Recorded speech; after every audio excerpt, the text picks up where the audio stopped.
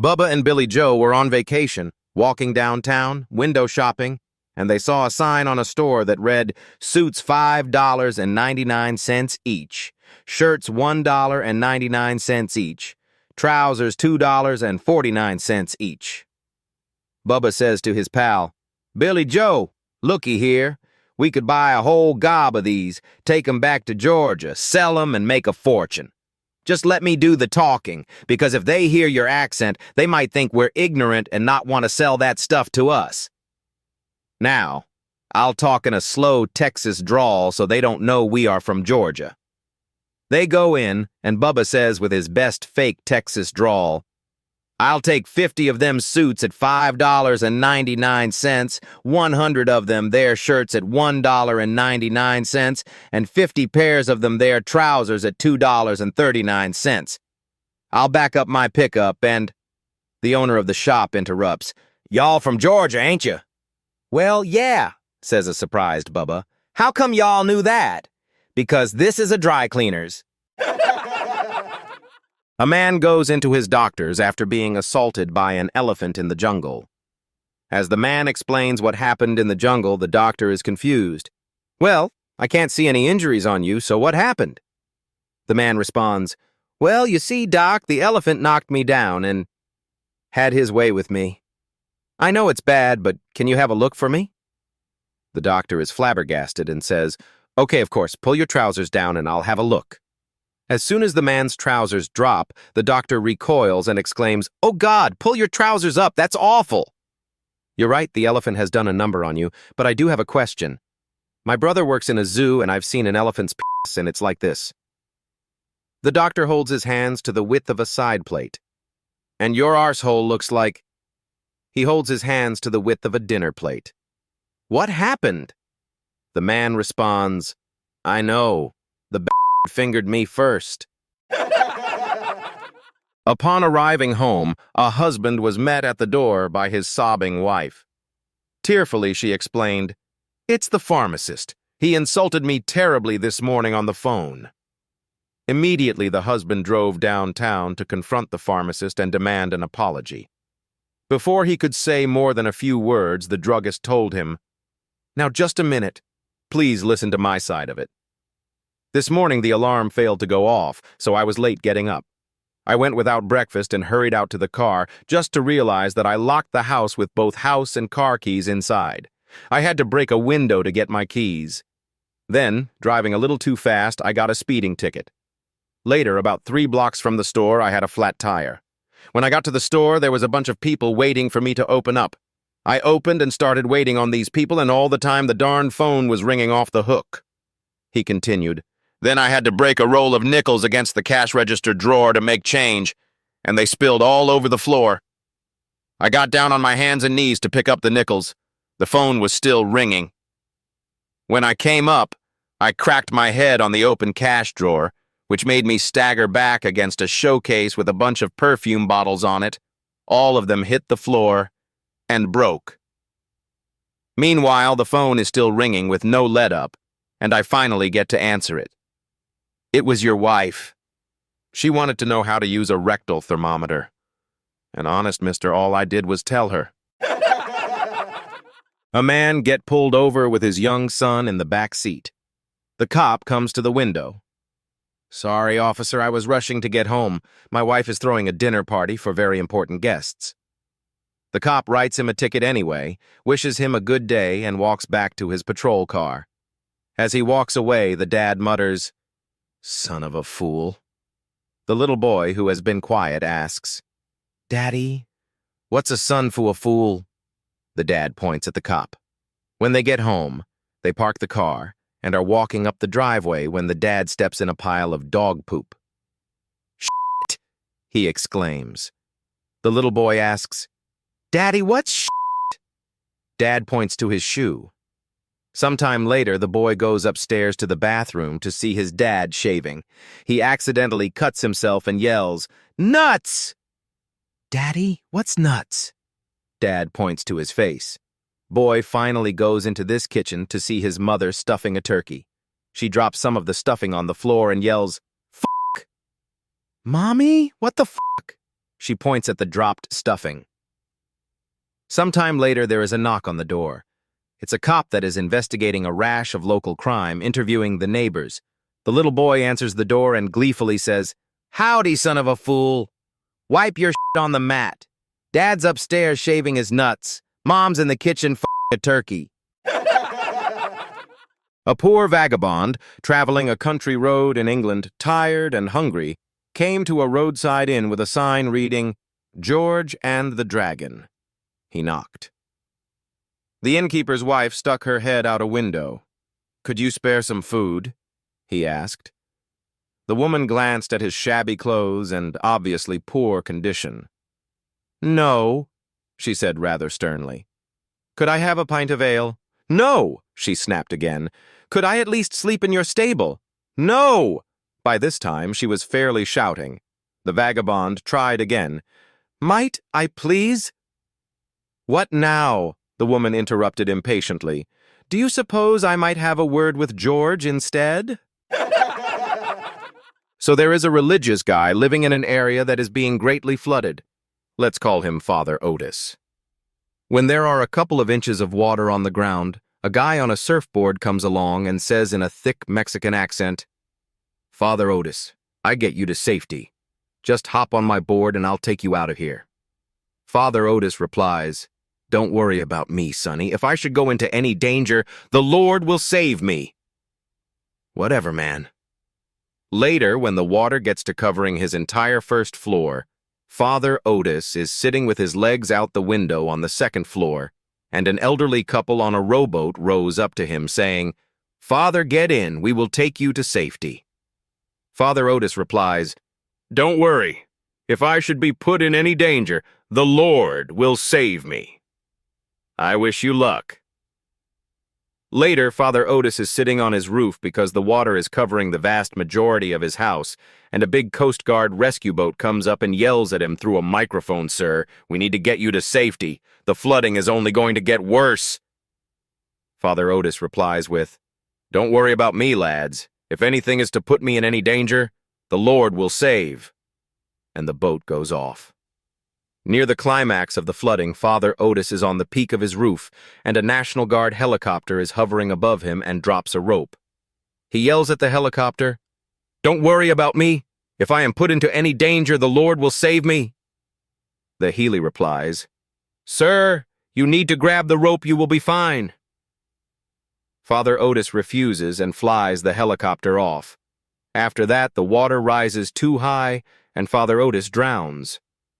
When he is in heaven, he asks God, "Hey God, how come you didn't save me?" God replies, "Well, I gave you a guy on a surfboard, 2 boats, and a helicopter. What more did you want?" A couple was invited to a swanky costume party. Unfortunately, the wife came down with a terrible headache and told her husband to go to the party alone. He, being a devoted husband, protested, but she argued and said she was going to take some aspirin and go to bed, and there was no need for his good time to be spoiled by not going. So he took his costume and away he went. The wife, after sleeping soundly for about an hour, awakened without pain and, as it was still early enough, decided to go to the party. Since her husband did not know what her costume was, she thought she would have some fun by watching her husband to see how he acted when she was not with him. She joined the party and soon spotted her husband cavorting around on the dance floor, dancing with every nice woman he could, and copping a little touch here and a little kiss there. His wife sidled up to him, and being a rather seductive babe herself, he left his current partner high and dry and devoted his time to the new babe that had just arrived. She let him go as far as he wished. Naturally, since he was her husband. Finally, he whispered a little proposition in her ear and she agreed. So off they went to one of the cars and had a quickie. Just before unmasking at midnight, she slipped away, went home, put the costume away, and got into bed, wondering what kind of explanation he would make for his behavior. She was sitting up reading when he came in, and she asked what kind of time he had. He said, "Oh, the same old thing. You know I never have a good time when you're not there." "Did you dance much?" "You know, I never even danced one dance. When I got there, I met Pete, Bill Browning, and some other guys, so we went into the den and played poker all evening. But you're not going to believe what happened to the guy I loaned my costume to. A married couple was sitting at their dinner table when the wife said, "I cannot believe it." The husband looks up and asks, "You can't believe what?" The wife turns her phone around and shows him what she was reading. "Did you know in Las Vegas, you can make $400 just for giving a BJ? Easy money, fuck you, I'm out of here." She goes to the bedroom and starts packing all of her belongings. Soon, her husband joins her and starts packing as well. "I'm serious. I'm really leaving for good." The wife says, "I believe you and I support your decision. I just want to see how you live off of $800 a year." A Marine general, an Army general, and a Navy admiral were discussing who had the toughest men. The Army general says, "All right, I'll prove the Army has the toughest men in the country. Private, get over it. Here." The private reports as ordered. "Yes, sir." The general says, "See that man over there? Kill him." Without hesitating, the private kills the man. The general says, "See, that man has balls." The Marine general says, "That's nothing. Private, get over here." The Marine private reports, "Yes, sir." The Marine general says, "See that man over there? Kill him and then kill yourself." Without blinking, the Marine private pulls out his M16 and blows away from the guy, then turns the rifle on himself and unloads several rounds. The Marine general says, "See? Now that man has balls." The admiral says, "That's nothing." He calls to a seaman high up on a tower, "Hey, seaman, jump off that tower." The seaman answers, "Excuse me, sir." The admiral repeats, "Jump off that tower." The seaman replies, "Fuck you, sir." The admiral says, "See, that man has balls and he's got brains too." A woman is doing the dishes when there's a knock on her door. She opens it to see a man standing there in the rain, breathing heavily. "Yes?" she asks. "Do you have a vagina?" he says. She gasps and slams the door in his face. A week later, the guy is back again. "Do you have a vagina?" he says, breathing heavily. She slams the door in his face again. The following week, the guy is back a third time. This time, she screams at him. "Yes, I have a vagina! What the hell business is it of yours?" The guy says, "Well, then can you please use it on your husband so he leaves my wife alone?" The windsurfer and the two fishermen. Two fishermen were sitting by a lake. Suddenly, a windsurfer raced past them and made a huge backflip, but failed the landing horribly. When he didn't surface, the two fishermen sailed towards his floating surfboard. They threw their nets in and pulled him up and saw to their horror that he was completely lifeless. Straight away, one of the fishermen started to give him mouth-to-mouth. After 5 seconds, he yelled, "God damn it! His breath is absolutely horrible." "Well, it's the freaking wrong guy we got here," the other fisherman said. "This one is wearing ice skates." 3 guys were sitting at a bar having drinks and talking. The first guy starts bragging and says, "I made love to my wife 4 times last night. She said in the morning that she loved each one more and more." The second guy chimes in and replies, "Oh, that's nothing. I made love to my wife 8 times last night, and she told me in the morning that it was the best night that she's ever had." The third guy keeps drinking and remains silent while the 2 guys keep arguing back and forth about who gave their wife the best night. Finally, the first guy asks him, "Hey, why are you being so quiet over there? How many times did you make love to your wife last night?" He replies, "Only once." The first 2 guys look at each other and start laughing. "Only one time? No wonder you didn't say anything.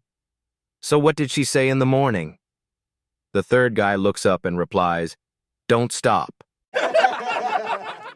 A mathematician is interviewing for a prestigious job. To make sure he has the right morals, the interviewer gives him the following situation. You're late for a meeting when you come across a burning house, a fire hydrant, and a fire hose lying across the street. What do you do? The mathematician responds, "People's lives are more important than the meeting. I screw the fire hose into the hydrant and put out the fire before coming to the office." The interviewer is impressed but asks him a follow-up question just to make sure. "You're late for a meeting when you pass a fire hose connected to a hydrant next to a perfectly safe house. What do you do?" The mathematician thinks for a moment, then replies, "I unscrew the fire hose, carry it across the street, and set the house on fire. Then I've reduced it to a problem I've already solved." An old farmer got up in the middle of the night to use the toilet.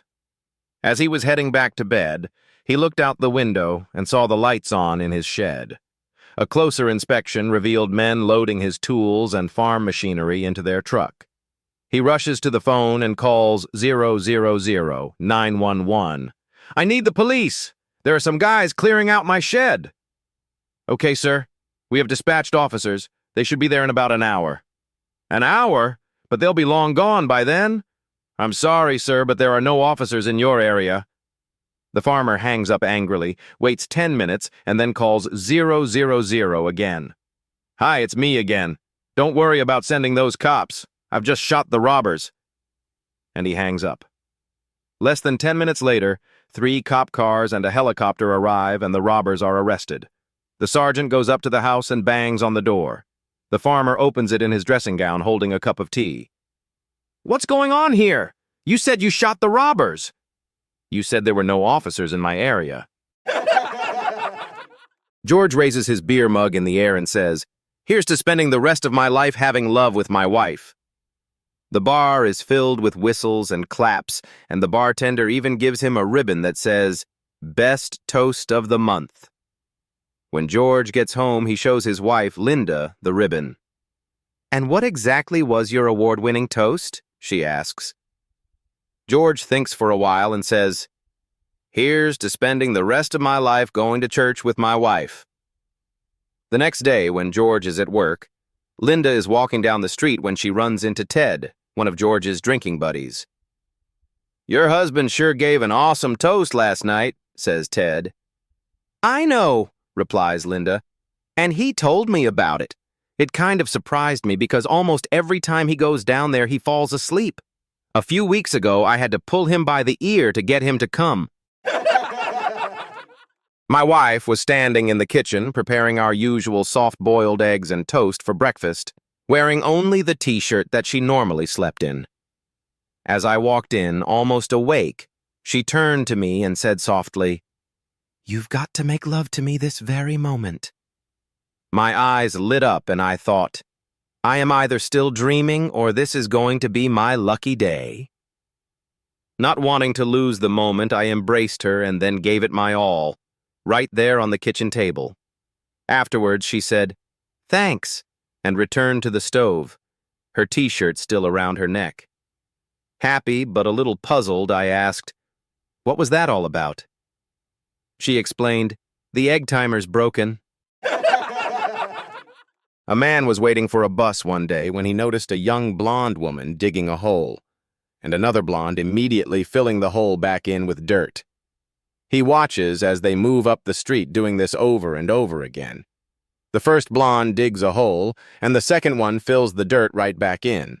After a few minutes, he decides to ask them, "Excuse me, what are you ladies doing?" "We're working," the first blonde replies. "Just the two of you?" he inquires. "Well," the second blonde chimes in, "there's usually 3 of us, but the girl that plants the trees called out sick." Police in Belfast have now been given permission to shoot people who break the curfew. Paddy and Mick have been put at the top of Belfast City Hall and are ordered to shoot anyone after the 8 p.m. curfew. The first night they are looking out at 7:45 p.m., and Mick takes his gun and shoots a man. "What are you doing, Mick?" said Paddy. "It's only 7:45. "That was wee Jimmy. I know where he lives. He would never have made it home in time." In the 1930s, a guy joins the French Foreign Legion. He's stationed in the middle of the desert in Algeria. After about 6 months there, he approaches his sergeant and says, "You know, I've been here 6 months and I was wondering, what do we do for female companionship?" The Sarge replies, "About every 8 months a wild herd of camels passes through the area. That is when we get our pleasure." Disgusted, the man walks away. But sure enough, 2 more months in, he can't stand it anymore, so he resolves to try it. One night, a guard on the sentry wall of the fort suddenly screams, "Allez, allez!" There they are. Sure enough, there was a herd of about 2,000 camels on the ridge, bathed in moonlight. The front gates burst open, and 300 soldiers burst out and start running at the herd. But they aren't just running. They are tripping each other and throwing punches to see who can get there first. The man, taking up the rear, catches up to his sergeant and grabs him by the shoulder. "Why are we running so fast?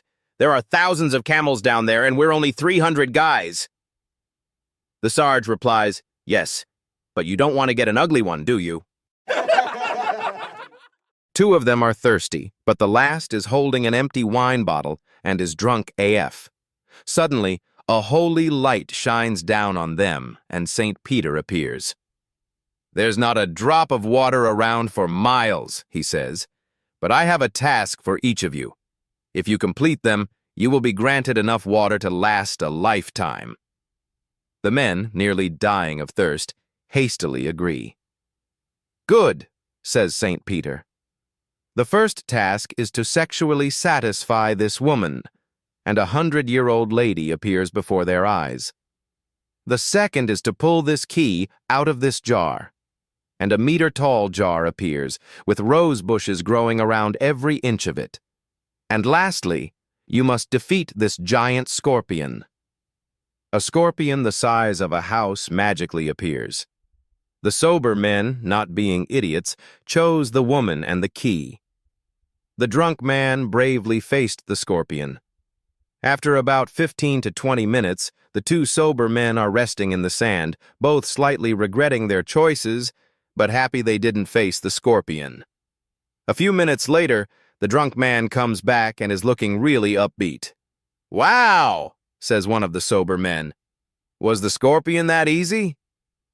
"Ah, he was nothing," said the drunk man. "Anyway, how'd you make out with killing the old lady?"